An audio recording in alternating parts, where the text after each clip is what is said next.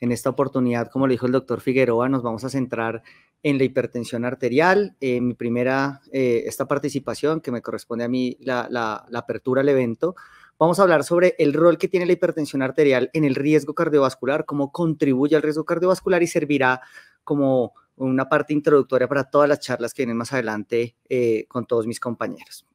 Ya pues el doctor Figueroa me presentó, mi nombre es Carlos Sánchez, soy médico egresado de la Universidad de los Andes, especialista en medicina interna y cardiología de adultos y actualmente cardiólogo clínico y profesor de la Facultad de Medicina de la Universidad de los Andes. Entonces, para empezar, quisiera contarles una historia que más que una historia parece un caso clínico y ya se van a dar cuenta ustedes por qué y cómo. Justamente hoy, hace 81 años, se inauguraba este lugar. Y sé que esta foto es muy conocida para muchos de ustedes y este lugar, pues un lugar del terror llamado Auschwitz, un lugar donde ocurrieron pues unas tragedias indescifrables, incalculables, innombrables. Y en la puerta de este lugar había un letrero que decía: el trabajo los hará libres, y como pudimos ver después, pues el trabajo no fue suficiente para hacer libres a estos hombres. Les traigo unos datos sobre esto, y es que en Auschwitz se internaron 1.3 millones de personas en total, son los datos estimados que hay, de los cuales 1.1 millones murieron en esos 5 años, entre ese 20 de mayo y el 27 de enero de 1945, cuando este lugar, cuando son liberados los prisioneros. Una letalidad calculada de 84% de las personas que fueron ingresadas a este lugar, de los cuales un 90% eran judíos, y como un dato adicional, los muertos totales que puso Estados Unidos en la Segunda Guerra Mundial fueron cercanos a 413,000 personas. Dirán ustedes, ¿qué tiene que ver esto? Y el doctor Figueroa, que está aquí al lado mío, más o menos hace caras de que no entiende esto que tiene que ver con lo que vamos a hablar, y tiene que ver con esto. Este personaje que ven ustedes en pantalla era el presidente Franklin Delano Roosevelt. Fue importante porque se reunió con los líderes, con Joseph Stalin y con Winston Churchill, para plantear una solución a la guerra y unir fuerzas para vencer a los alemanes. Esta reunión se conoce como la Conferencia de Yalta y ocurrió en 1945. Nuevamente, puede que ustedes se pregunten qué tiene que ver esto con el riesgo cardiovascular y la hipertensión arterial, y resulta que hay una asociación muy interesante. Esta es la historia clínica, es una historia clínica pública, conocida, está para libre acceso para todos nosotros. Es la historia clínica de este presidente, de Franklin Delano Roosevelt, quien a sus 39 años, en 1921, sufrió una especie de paraparesia que en ese momento se diagnosticó como un polio. Los médicos han revisado la historia clínica varios años después y parece que se trataba más de un síndrome de Guillain-Barré. El punto es que era un hombre aparentemente sano, excepto por este antecedente, la paraparesia que había tenido a temprana edad. En 1932 es elegido presidente de los Estados Unidos, su primer mandato, y en ese momento reporta a la oficina de prensa que él tenía una presión arterial de 140/100. En ese momento no se tomó ninguna conducta para este valor de presión arterial. Era un valor de presión arterial que no se consideraba especialmente patológico, y como ustedes pueden ver, pues no se hizo nada al respecto. Un año después, en 1933, se le pide al presidente que elija quién va a ser su médico, quién va a ser el que se va a encargar de su salud durante su periodo presidencial, y él escoge a un otorrino pensando en que sus principales síntomas eran síntomas respiratorios altos y cefaleas ocasionales, y consideró que era la persona más apta para hacerse cargo de su cuidado. En 1941, el presidente le reportan una presión arterial de 188/105, ante lo cual su cuerpo médico dice: el presidente está sano, su presión arterial no es muy distinta a la de un hombre de su edad, por lo cual no vamos a tomar ninguna conducta clínica con estos valores de presión arterial. Ya para este punto, entre 1932 y 1941 ya habían pasado 9 años con una hipertensión arterial no controlada, y ya verán ustedes esto a qué llevó. En 1943 lo visita Churchill, quien describe al presidente de los Estados Unidos como un hombre que se veía muy cansado, muy fatigado para hacer las actividades cotidianas de su vida normal, y en 1944 su hija, preocupada de ver el deterioro clínico que presentaba su padre, pide una segunda opinión, lo lleva al Hospital Naval de Bethesda, donde el paciente refiere disnea con el ejercicio, diaforesis, distensión abdominal. Hoy por hoy Sabemos que estos son síntomas de falla cardíaca, que era lo que estaba presentando el presidente en ese momento. Le encuentran una tensión arterial de 186-108, estaba cianótico, una radiografía de tórax donde describen cardiomegalia, hacen diagnóstico de hipertensión arterial, de una cardiopatía hipertensiva, una falla cardíaca de origen hipertensivo y le dan salida con digital y una dieta hiposódica, sin absolutamente ningún otro tratamiento adicional. En 1945, el presidente presenta un cuadro de crisis hipertensiva, tasa de 240 a 130 milímetros de mercurio. Ocurre la conferencia de Yalta en esa época en que él tenía mal control de cifras tensionales y poco tiempo después, en abril, se queja de cefalea occipital intensa, le diagnostican un ACV hemorrágico, estaba sentado, cae, alteración del estado de conciencia, con una tensión arterial de 300-190 y el presidente fallece sin haber visto el final de la Segunda Guerra Mundial. Esto tuvo tal impacto en la población de Estados Unidos que su sucesor, que fue el presidente Harry Truman, instó al Congreso a iniciar un programa de prevención de enfermedad cardiovascular, aduciendo que la enfermedad cardiovascular era la principal causa de muerte en los Estados Unidos y que 1 de cada 3 norteamericanos moría de esta causa. A partir de esto nace el estudio de Framingham. La razón por la cual nace el estudio de Framingham, que buscaba determinar cuáles eran los factores de riesgo cardiovascular, cómo cada uno de ellos contribuía a la enfermedad cardiovascular, nacen a partir de lo trágico que fue el fallecimiento del presidente Franklin Delano Roosevelt, que había sido elegido por 4º periodo consecutivo como presidente y que gozaba del fervor popular y falleció pues a causa de una hipertensión arterial mal controlada. Esto que ven ustedes en las diapositivas, pues es básicamente el recuento histórico de cómo después de la muerte del presidente de los Estados Unidos se empiezan a publicar datos del estudio de Framingham donde se hacía un recuento de cómo era la contribución de cada uno de los factores de riesgo cardiovascular al desarrollo de la enfermedad cardiovascular. Gracias al estudio de Framingham sabemos qué tanto impacta la presencia de diabetes mellitus, dislipidemia, hipertensión arterial, etcétera, en la probabilidad de desarrollar enfermedad coronaria y enfermedad cardiovascular en general. Miren ustedes, y les traigo unos datos de cómo ha venido siendo la contribución de la enfermedad cardiovascular como causa de muerte y causa de morbilidad en la población. Esto que ven ustedes son datos tomados de una página pues muy reconocida que es Nuestro Mundo en Datos, y pueden ver ustedes cómo desde 1990 hasta el 2017 se ve un aumento en la morbilidad asociada a la enfermedad cardiovascular, al punto que hoy por hoy es la principal causa de morbilidad en la población. Pero no solo es la principal causa de morbilidad, es decir, días de incapacidad, días de ausencia laboral, días de pérdida de funcionalidad de los individuos, sino que además es la principal causa de muerte a nivel mundial. Seguramente todos ustedes cuando eran estudiantes de medicina como yo, aprendimos que la enfermedad cardiovascular era la principal causa de muerte en el mundo.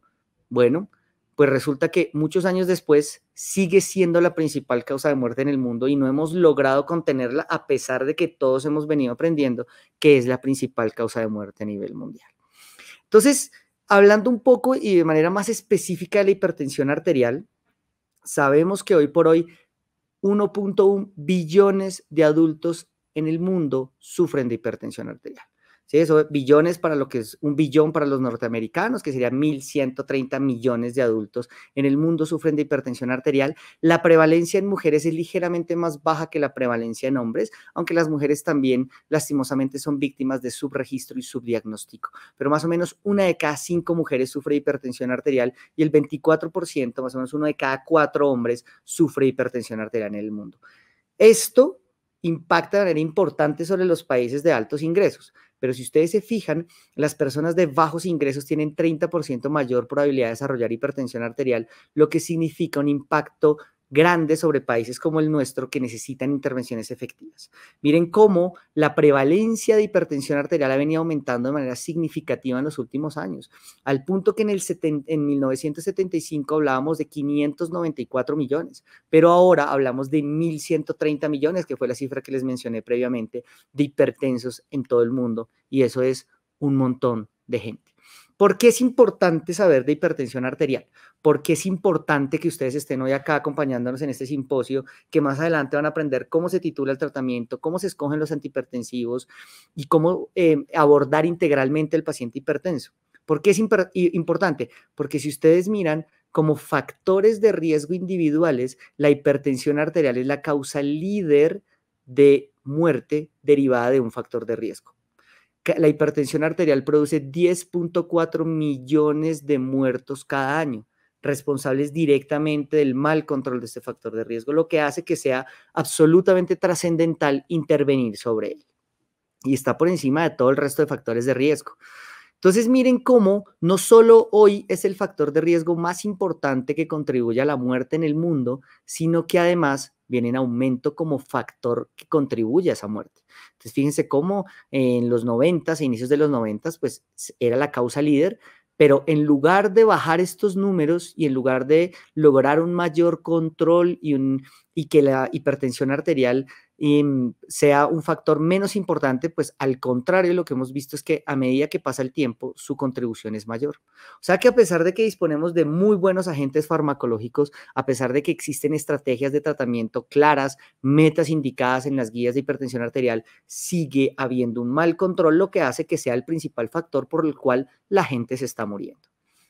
Y no solo se mueren, no solo genera incapacidad, no solo genera pérdida de la calidad de vida, sino que además se asocia con unos desenlaces muy importantes como lo es la falla cardíaca. Es uno de los principales factores que se asocia a falla cardíaca junto a la enfermedad coronaria. Luego, intervenir en la hipertensión arterial y controlarla y resolverla, pues lograría eliminar este factor como uno de los más importantes en la génesis de la falla cardíaca. Pero además de eso se asocia también con infarto agudo del miocardio. Entonces, la presencia de hipertensión arterial, como pueden ver ustedes en esta tabla de Lancet, pues tiene un OR de 2.48, es decir, una persona hipertensa tiene 2.5 veces mayor posibilidad de desarrollar infarto agudo del miocardio que una persona que no sea hipertensa. Esto es bien importante también que lo tengan en cuenta, pero quizá el factor sobre el cual yo quiero hacer más énfasis en los pacientes hipertensos es el riesgo poblacional atribuible después de ajustar por todas las variables. ¿Qué es el riesgo poblacional atribuible? El riesgo poblacional atribuible es un indicador que se saca de estudios epidemiológicos que significa básicamente esto. ¿Qué pasaría con una enfermedad si yo logro controlar por completo un factor de riesgo? ¿Sí? Entonces, en este caso, ¿qué pasaría con el infarto agudo del miocardio si yo logro controlar a todos mis pacientes hipertensos? Si yo logro controlar completamente la hipertensión arterial. Si yo controlo la hipertensión arterial, logro bajar casi en un 18% la incidencia de infarto agudo del miocardio. O sea, fíjense ustedes que solamente controlando un factor de riesgo muy bien controlado, logro bajar una quinta parte la incidencia de infarto agudo del miocardio. Por supuesto, eso es un llamado a que todos seamos atentos y nos pongamos las pilas a controlar la hipertensión arterial, porque es un factor claramente asociado con la génesis de la enfermedad coronaria. Miren ustedes, aquí en esta gráfica se ve la contribución de distintos factores de riesgo en el desarrollo de infarto agudo del miocardio, y ven ustedes pues que acá en este estudio tuvo una asociación 1R de 1.9 para el desarrollo de infarto agudo del miocardio. ¿Cómo es el impacto de la hipertensión arterial de acuerdo al sexo? Miren ustedes que afecta de manera significativa y se asocia con mayor riesgo de infarto tanto en hombres como en mujeres, aunque el impacto parece ser mayor en mujeres. ¿De acuerdo? Entonces, las mujeres hipertensas, la asociación de hipertensión arterial con el desarrollo de infarto agudo del miocardio es mayor que en los hombres, siendo de todas maneras significativo en ambos sexos. Y esto que es bien importante es cómo es el riesgo de infarto agudo del miocardio de acuerdo con el autorreporte que se haga de hipertensión arterial en las distintas regiones del mundo. Entonces, miren cómo las personas que son catalogadas hipertensas, pues en general tienen mayor riesgo de infarto agudo del miocardio, independiente de la zona del mundo donde vengan, con un riesgo poblacional atribuible que varía de acuerdo a la región, pero que digamos para nosotros concretamente en América Latina, en Sudamérica, fíjense, y es la razón por la cual traigo esta gráfica, el riesgo poblacional atribuible es casi del 33%. Es decir, insisto, controlar la hipertensión arterial permitiría reducir en un 33% la incidencia de infarto agudo del miocardio. Luego, el impacto potencial de lograr llevar a nuestros pacientes a metas, las metas que van a ver más adelante, pues es absolutamente trascendental. Entonces, algunos datos para que tengan en cuenta, y es el objetivo de mi charla, y es que ustedes tengan en mente que tenemos que estar atentos a diagnosticar y a tratar oportunamente los pacientes. Y es esto. En Estados Unidos, de cada 10 personas, que hay en la población, 3 son hipertensas. O sea, 1 de cada 3 adultos más o menos en Estados Unidos tiene hipertensión arterial. Pero lo que llama la atención no es eso. Vamos a decir, bueno, 1 de cada 3 es hipertenso, ya lo había dicho al principio de la charla, es importante, es un dato relevante, pero esto es más relevante aún. 2 de cada 3 hipertensos saben que lo son. Es decir, hay 1 de cada 3 hipertensos que desconoce completo que es hipertenso, ¿cierto? Pero de los que saben que son hipertensos, de los que han sido con hipertensión, 3 de cada. Entonces, ¿esto qué significa? Que se nos está quedando primero 1 de cada 3 que no se diagnostica, pero entre los que se diagnostican, solo 3 de cada 4 recibe tratamiento y se nos están quedando muchos pacientes no tratados y no diagnosticados. ¿A qué lleva esto? Que de cada 7 personas que son hipertensas en la población, habrá 3 que no saben que son hipertensas, una que sabe que es hipertensa pero no recibe tratamiento, no está tratada, 2 personas que estarán tratadas pero no estarán controladas y solamente un individuo de los 7 hipertensos estará tratado y controlado. Y ustedes seguramente lo han visto en su práctica clínica, en la consulta externa, y es cómo vemos permanentemente pacientes que no están controlados. Entonces, si solo 1 de cada 7 hipertensos está en metas terapéuticas, allí hay una responsabilidad nuestra y algo debemos hacer para optimizar esa parte. ¿Por qué es importante? Porque si yo logro controlar la presión arterial, disminuyo los eventos cardiovasculares. Es así de simple. Miren acá en esta gráfica cómo cambian los desenlaces cardiovasculares simplemente si yo logro bajar 10 milímetros de mercurio. Aquí no estamos hablando de controlar 40, 50, 60 milímetros de mercurio. Si yo bajo 10 milímetros de mercurio en consulta, bajo 20% los eventos cardiovasculares. Bajo un 17% la enfermedad cardiovascular en general, el accidente cerebrovascular baja un 27%, la falla cardíaca baja un 28% y la mortalidad por cualquier causa baja un 13%. Entonces, solo con 10 milímetros de mercurio que yo logre controlar la presión arterial, impacto de manera dramática, sostenida y significativa la incidencia de eventos cardiovasculares. Por eso es importante. Sabemos, y estos son datos tomados del estudio SPRINT, comparando, ya ustedes van a ver más adelante en la siguiente charla sobre el tratamiento recomendado en hipertensión arterial. Simplemente les quiero decir que cuando cogemos pacientes y los tratamos de manera intensiva, es decir, los llevamos a unas metas un poco más estrictas de presión arterial, logramos bajar de manera significativa el desenlace compuesto de infarto, síndrome coronario agudo, ACV, insuficiencia cardíaca o muerte de origen cardiovascular. Y cuando miramos muerte por cualquier causa, también logramos una reducción estadísticamente significativa del 27% de mortalidad por cualquier causa en los pacientes tratados de manera intensiva. Entonces es nuestra responsabilidad, es nuestro deber, nuestra obligación tratar apropiadamente a estos pacientes. ¿Qué sería apropiado? Y esto lo van a ver más adelante. ¿Cuál es la meta de presión arterial? Pues miren ustedes cómo si yo comparo versus tener un valor de presión arterial más alto, llevar a este paciente a metas pues un poquito más estrictas de presión arterial, miren lo que me voy a encontrar. Básicamente, para que se hagan una idea, si yo llego a un valor de presión arterial sistólica mayor de 120, cercano a 120, en comparación con tener la presión arterial mayor a 160, miren cuánto, casi en un 70% reduzco eventos cardiovasculares. Casi en un 70% reduzco eventos cardiovasculares. Luego, el beneficio es mayor entre más alto sea el punto de partida. Si mi paciente tenía más de 160 y lo llevo a 120, impacto de manera significativa. Pero incluso, si mi paciente tiene presiones arteriales alrededor de 130 y yo llego a valores cercanos a 120, fíjense cómo se mantiene una reducción de los eventos cardiovasculares. Ahora, es muy importante, esto pasa para eventos cardiovasculares, pasa de una manera no tan lineal, no tan directa como lo veíamos en eventos cardiovasculares para la mortalidad, pero aún así se ve, pero es muy importante que ustedes sepan de todas maneras que existe una curva J. Y la curva J significa que si yo me pongo muy entusiasta y bajo mucho la presión arterial hasta un punto de llegar a un valor por debajo de 120 milímetros de mercurio, pues voy a lograr un efecto paradójico y es que voy a aumentar los eventos cardiovasculares. Entonces, ojo, porque el valor de presión arterial, dependiendo su paciente, para impactar sobre los eventos cardiovasculares, probablemente esté en un punto entre 120 y 140. La guía le dice, trate de mantenerse alrededor de 130 a 140. Pacientes de alto riesgo, usted podría pensar unos valores un poquito más bajos, pero nunca, jamás se baje de 120, porque lo que va a hacer es aumentar los eventos cardiovasculares.